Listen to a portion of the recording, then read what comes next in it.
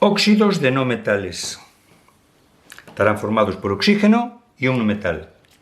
Emplearemos la nomenclatura de composición usando prefijos multiplicadores, siempre en el caso de que no haya átomos metálicos.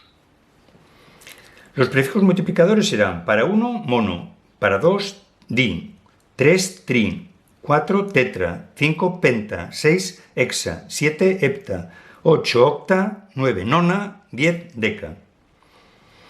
En este caso, como no hay átomos metálicos, nos olvidamos de los números de oxidación. Veréis que va a ser mucho más fácil. Veamos algunos ejemplos. CO2. Lo leeremos al revés. Dióxido de carbono.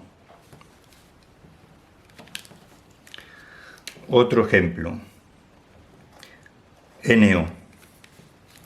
Fijaros que en el ejemplo anterior decimos dióxido de carbono, no dióxido de monocarbono. El prefijo mono lo vamos a utilizar muy pocas veces. Solo lo vamos a utilizar en casos como este, cuando tengamos un átomo de cada. Porque si no utilizáramos el prefijo mono, no sabríamos si estamos utilizando esta nomenclatura o no, porque se basa en prefijos. Tenemos que utilizar el prefijo, pero siempre en la primera palabra. Por tanto, la escribiremos como monóxido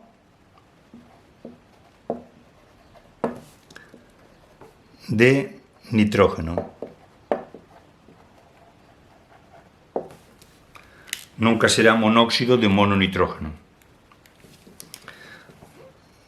Otro caso, N2 o 4. Leemos con los prefijos al revés. Tetraóxido de dinitrógeno. Veis que es muy fácil. Si nos dan el nombre, pues hacemos al revés. Por ejemplo,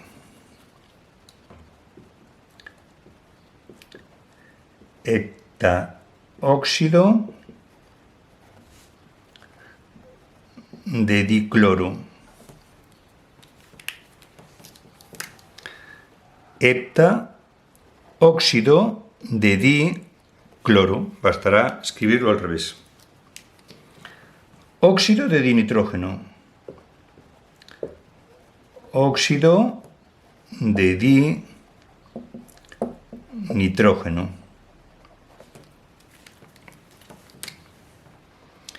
Óxido de dinitrógeno. Y por último, trióxido de azufre. Trióxido de azufre.